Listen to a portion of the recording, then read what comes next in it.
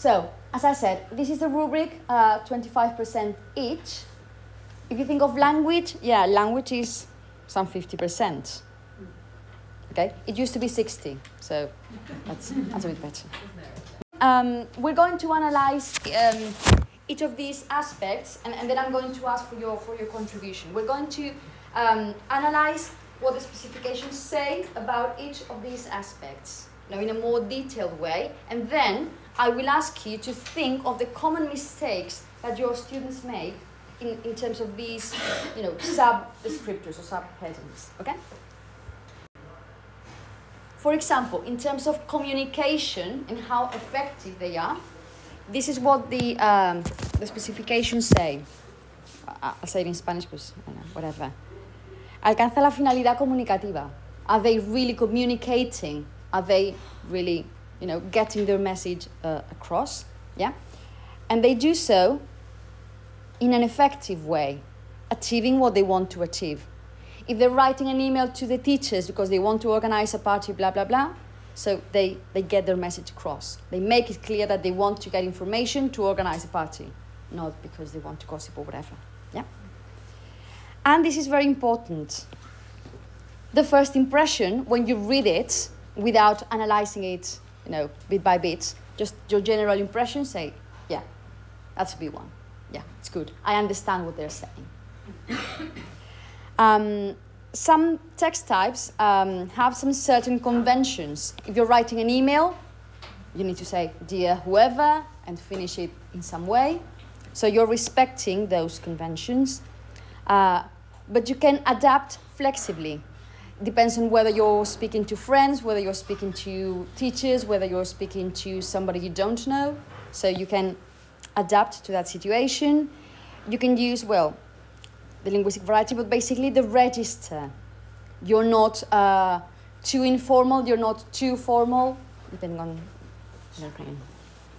Okay, and they're using, the strategies you need to use. And then they leave it for last, but it's important as well.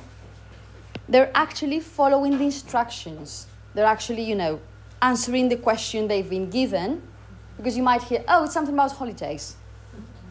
No. Holidays, but these in particular. So they're actually answering the question, following the instructions. They're using the number of words they've been told to use. Okay? They talk about all the items in the task, and they provide relevant content. That's important as well. Okay? So that's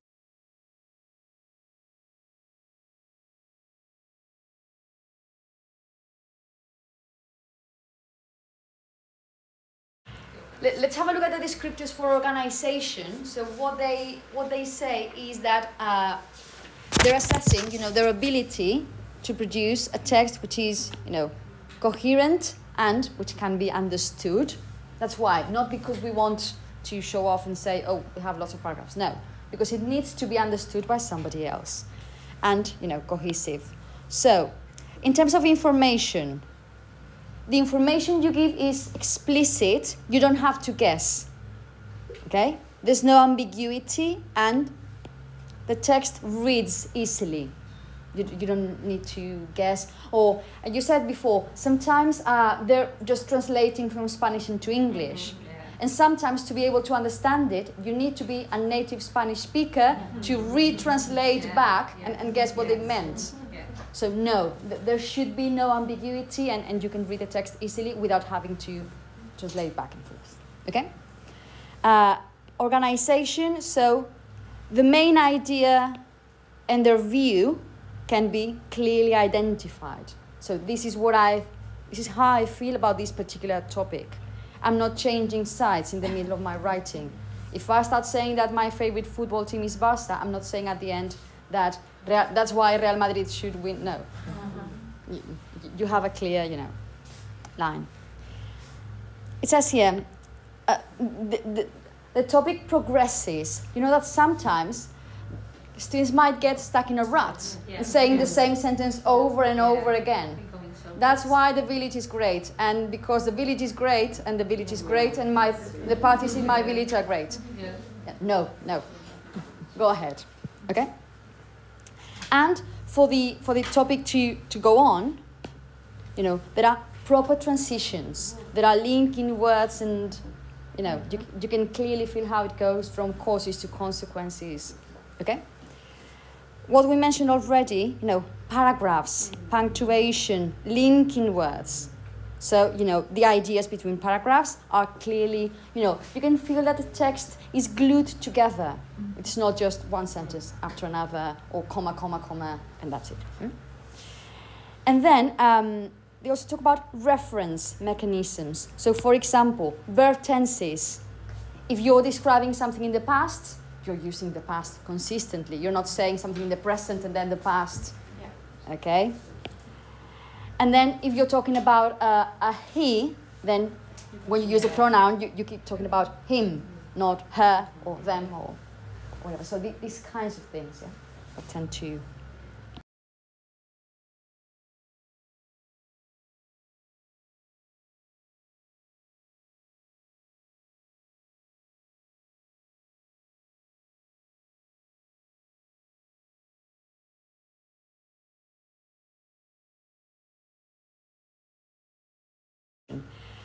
You were talking about linking words. If you want to have a look, this is a list of linking words for writing tasks, arranged in terms of, you know, cause, consequence. I think I gave that very list last week to my year 3 students.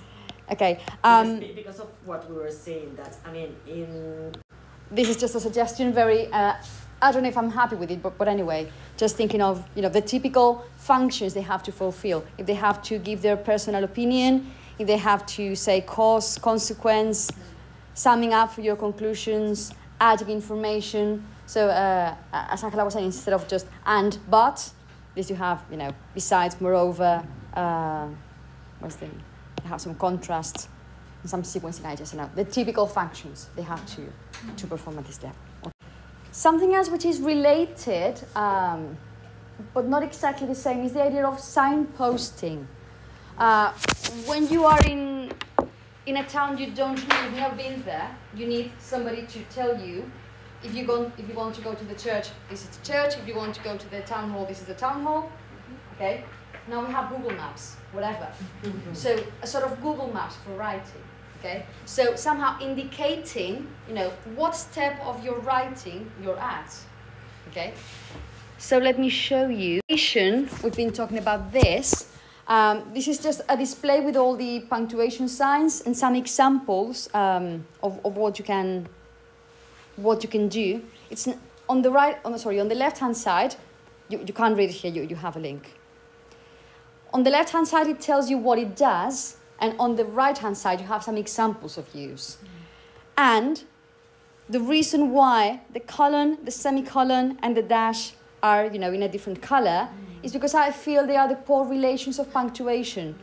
Nobody ever uses them anymore. You know, like the colon, the semicolon, I love them.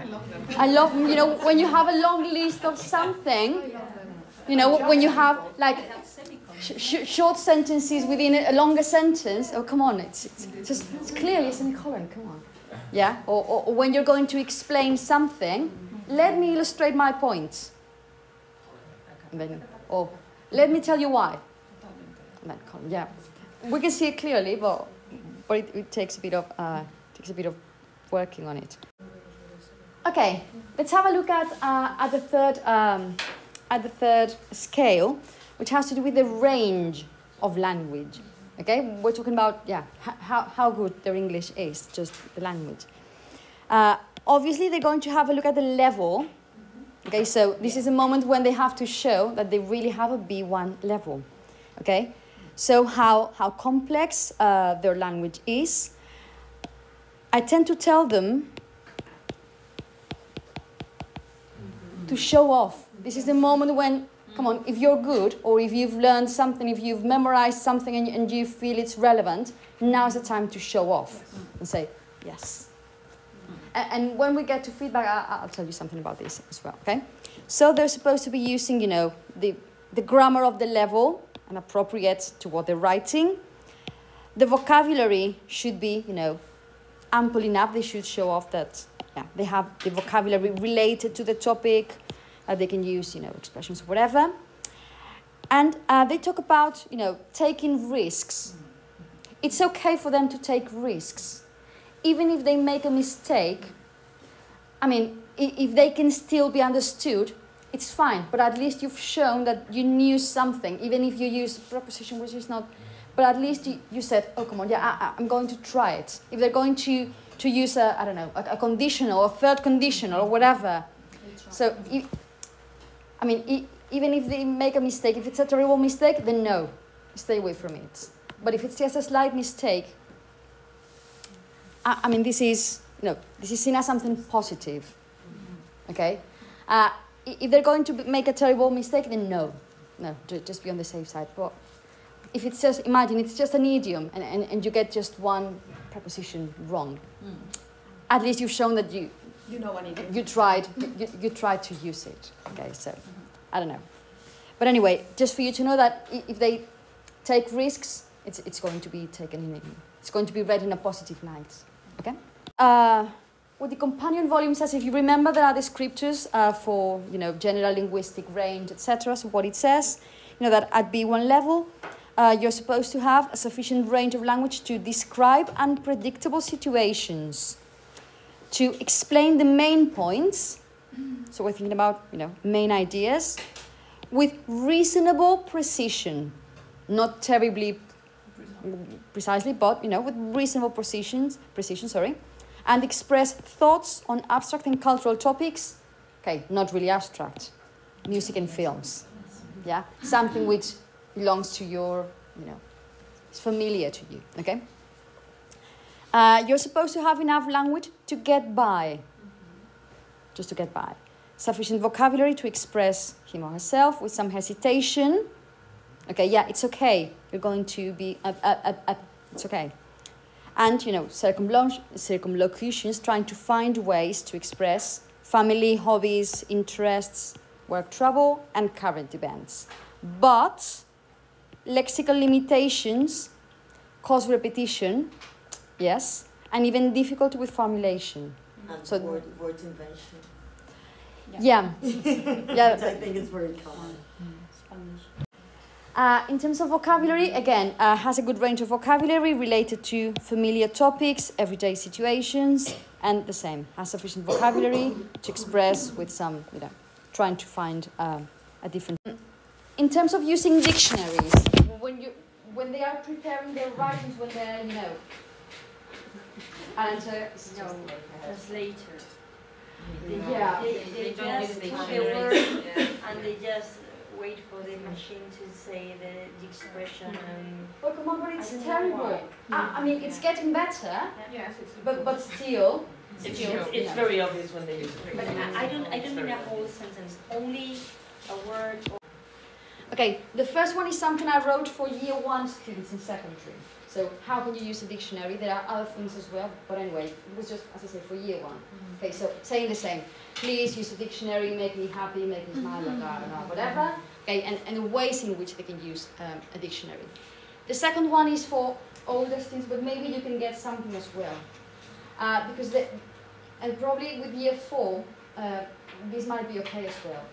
There comes a moment when you can't use a Spanish-English dictionary. You need to use an English-English dictionary. Definitely, okay? And what about word reference? If they are I'll come to that in a minute. You need to use a dictionary, an English-English dictionary. Probably you also need a synonym dictionary. You need a thesaurus as well. So how to use a thesaurus and how to make sure that the word you took in that thesaurus is the right one. So it takes a bit, but it's going to make your English more precise and more accurate and more relevant. So I don't know, these are just some ideas on how to do that, okay? I'm just going to share a couple of websites that I use. I use this all the time, and I use this one just sometimes. The first one, do you know them? No. Maybe it's going to be more useful to you probably than to students, but anyway. This Phrase website, it's available in English, in French, and in different languages. This is basically... Yeah, Phrase.it, yes. It's this huge database of newspaper and online magazines and newspapers and what have you. And it's very good for collocations and to tell you if something sounds natural or not. Because you may read something they've written and say, I wouldn't say it that way. But is it actually wrong? Or would somebody say it that way? So you check, you write this kind of collocation you're not sure about. And sometimes you say, oh, no, yeah, it's actually here. It's in The Guardian, it's in The Observer, it's in... So it gives you, the reference from real newspaper and magazines and sources. It's not just Googling, it tells you where it appeared and it gives you the original link and whatever. So yeah, for me it's fine to be sure that, and sometimes of what I'm saying, if something, yeah. So phrase is like a reliable one, you mean, right? Yes. Yes. I'm looking for it. Yes, because it takes you to, as I say, to the original sources. Right. It takes you to the original articles where it appeared, okay? And the second one, High Native, is like this sharing, it's a kind of forum, basically as well. You have to register, it's free. And so when you register, you say, I'm a native Spanish speaker. And you can ask questions to native speakers. So the other day I said, I'm looking for real examples of use of this particular expression, or I know I can say this way, but how do you use it really in real language? Or are people actually using this expression? Are people saying this anymore? Or is this just in the dictionary but nobody uses it anymore? So these kinds of questions are the kinds of things I ask. But sometimes that when people have looked up. Okay, we've been talking about this in terms of the range of language. Do they tend to show off their language? No. It depends. Yes, there's very few. It depends on the... Going to go a bit further, and then in terms of, how accurate you are, how accurate your language is, they're talking about, being precise, being accurate, of course, spelling, grammar, vocabulary, etc. Okay? Natural collocations, natural sounding collocations, okay? So this is what, again, the companion is saying basically the same. They communicate with reasonable accuracy, okay? But it is clear, there are errors, there are mistakes, but it's clear what they're trying to express, and they can use, some routines and patterns associated with something predictable, okay?